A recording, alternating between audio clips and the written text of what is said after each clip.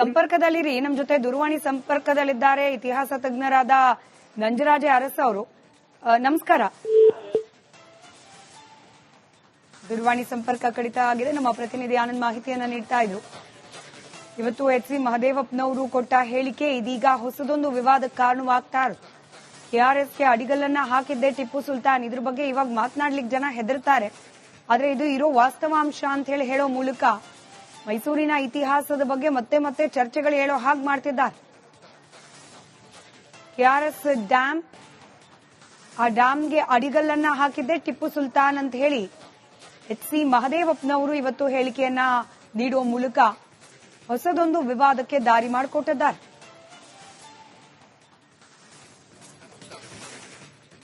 ಇವತ್ತು ಶ್ರೀರಂಗಪಟ್ಟಣ ನಮ್ಮ ಸ್ವಾಮಿಗಳು ಹೇಳಿದ್ರು ಹಿಸ್ಟಾರಿಕಲ್ ಪ್ಲೇಸ್. ನೀವು ಕನ್ನಂಬಾಡಿ ಒಳಗಡೆ ಹೋದ್ರೆ ಫಸ್ಟ್ ಅಡಿಗಲ್ಲು ಹಾಕಿರೋದೇ ಟಿಪ್ಪು ಸುಲ್ತಾನ್ ಅವರು ಕನ್ನಂಬಾಡಿ ಕಟ್ಟಕ್ಕೆ.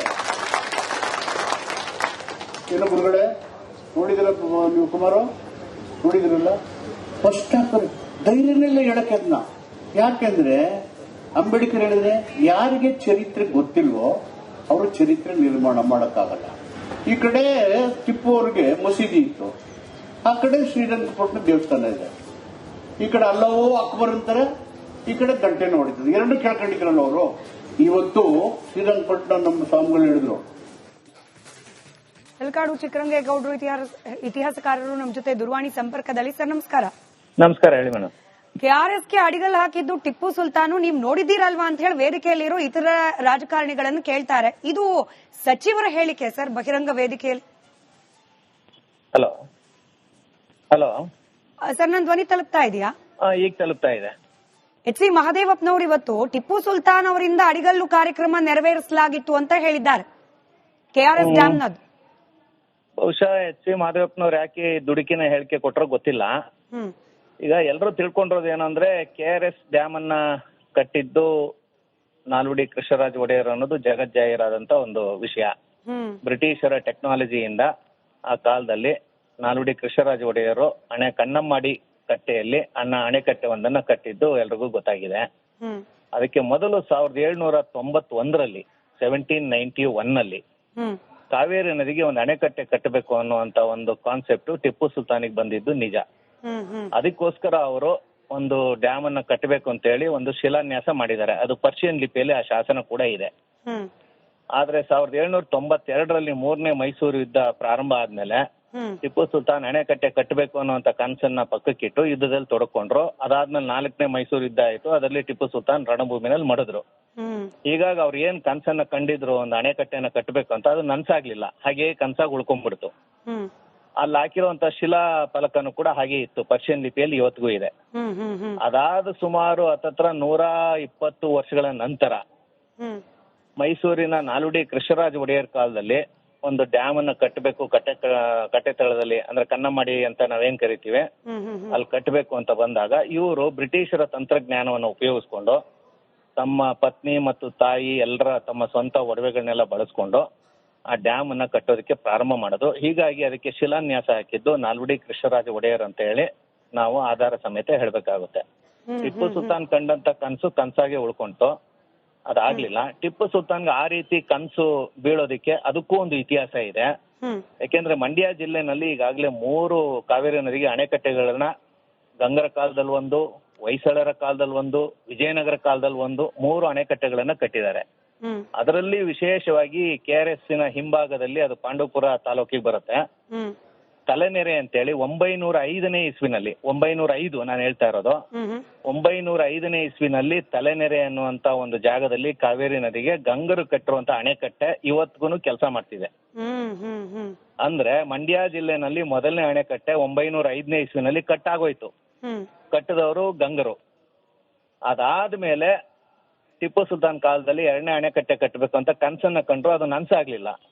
ಅಂದ್ರೆ ಮಹದೇವಪ್ಪನವ್ರಿಗೆ ಯಾರೋ ತಪ್ಪಾಗಿ ಪರ್ಷಿಯನ್ ಅನ್ನ ಓದ್ಬಿಟ್ಟು ಅವ್ರು ಕಟ್ಟೆ ಬಿಟ್ರು ಅಂತ ಹೇಳಿರ್ಬೇಕು. ಇಲ್ದೆ ಹೋದ್ರೆ ಟಿಪ್ಪು ಸುಲ್ತಾನಿಗೆ ಬಿದ್ದ ಹಾಗೆ ಕನಸು ಬಿದ್ದಿರಬಹುದು.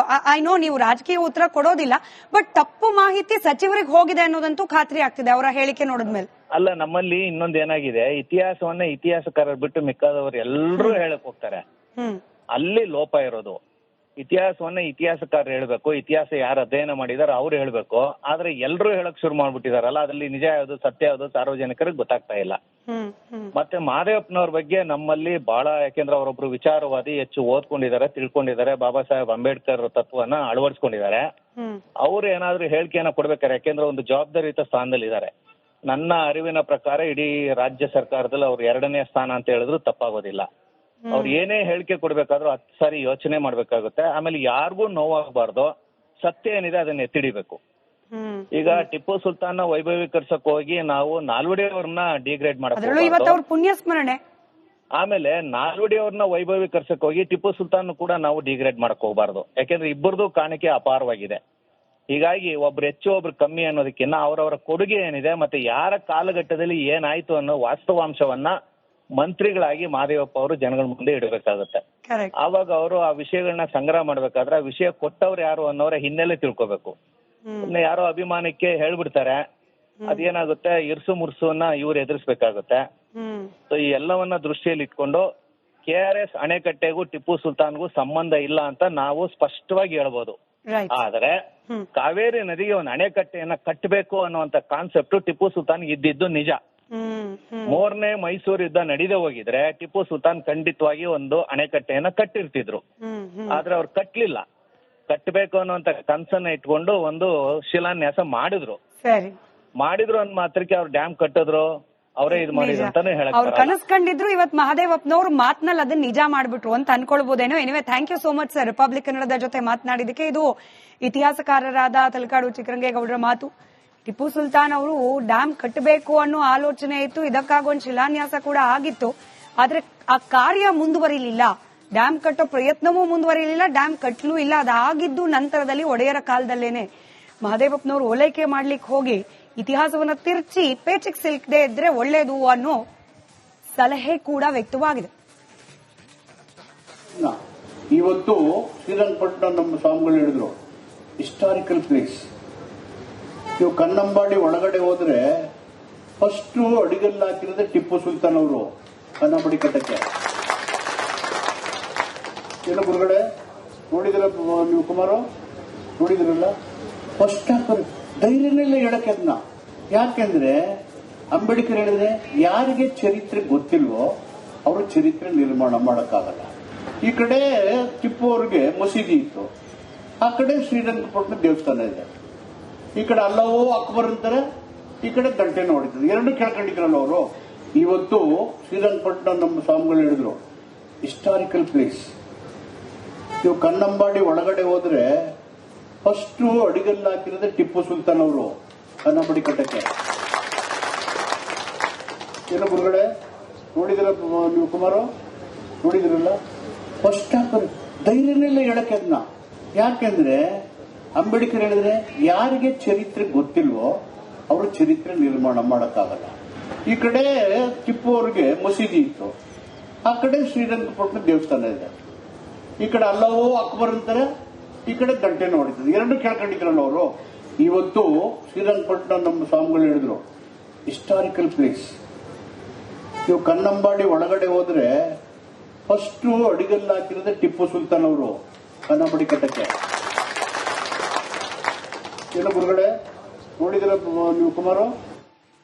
ಈ ಬಗ್ಗೆ ನಮ್ಮ ಜೊತೆ ಬಿಜೆಪಿ ವಕ್ತಾರರು ಮಹೇಶ್ ಅವರು ದೂರವಾಣಿ ಸಂಪರ್ಕದಲ್ಲಿದ್ದಾರೆ. ಮಹೇಶ್ ಅವರೇ, ಮೊದಲನೇದಾಗಿ ಹೇಳ್ತಿರೋದು ತಪ್ಪು ಇತಿಹಾಸ. ಕಾನ್ಫಿಡೆನ್ಸ್ ಎಷ್ಟರ ಮಟ್ಟಿಗಿದೆ ಅಂದ್ರೆ ಇತಿಹಾಸ ಗೊತ್ತಿಲ್ಲದವರು ಇತಿಹಾಸ ನಿರ್ಮಾಣ ಮಾಡ್ಲಿಕ್ಕೆ ಆಗಲ್ಲ ಅಂತಾರೆ. ಅದ್ರ ಜೊತೆಗೆ ಅಕ್ಕಪಕ್ಕದಲ್ಲಿರೋರ್ಗೆ ಅಡಿಗಲ್ ಹಾಕಿದ್ದು ಟಿಪ್ಪು ಸುಲ್ತಾನ್ ನಿಮಗೆ ಗೊತ್ತಿಲ್ವಾ, ನೀವು ನೋಡಿಲ್ವಾ ಅಂತ ಪ್ರಶ್ನೆ ಕೇಳ್ತಾರೆ. ಏನು ಉದ್ದೇಶ ಅಂತ ಕಾಂಗ್ರೆಸ್ ನಾಯಕರು ಯಾಕೆ ಪದೇ ಪದೇ ಮೈಸೂರಿನ ಇತಿಹಾಸವನ್ನೇ ಹುಡ್ಕೊಂಡು ಹೋಗ್ತಿದ್ದಾರೆ, ಅದನ್ನ ತಪ್ಪಾಗಿ ಹೇಳೋ ಪ್ರಯತ್ನ ಮಾಡ್ತಿದ್ದಾರೆ ಅಂತ? ಅಲ್ಲ, ಅತ್ಯಂತ ಬೇಜವಾಬ್ದಾರಿ ಮತ್ತೆ ಅತ್ಯಂತ ಅವಿವೇಕದ ಮಾತನ್ನ ಇವತ್ತು ಮಹದೇವಪ್ಪನವರು ಆಡಿದ್ದಾರೆ.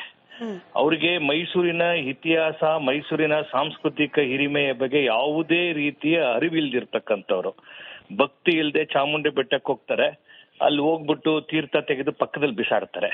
ಈ ವಿಷಯಕ್ಕೆ ಬಂತಂತ ಸಂದರ್ಭದಲ್ಲಿ ಇಡೀ ಮೈಸೂರಿನ ಜನರಿಗೆ ಗೊತ್ತಿರ್ತಕ್ಕಂಥದ್ದು ಆ ಒಂದು ಕನ್ನಂಬಾಡಿ ಕಟ್ಟೆ ಅಂತ ಏನ್ ಕರೆಯಲ್ಪಡತ್ತೆ KRS ಅನ್ನ, ಅದನ್ನ ಕಟ್ಲಿಕ್ಕೆ ಏನು ನಮ್ಮ ಮೈಸೂರು ಮಹಾ ಸಂಸ್ಥಾನ ಎಷ್ಟೆಲ್ಲ ತ್ಯಾಗಗಳನ್ನ ಮಾಡುತ್ತೋ ಅಂತೇಳಿ.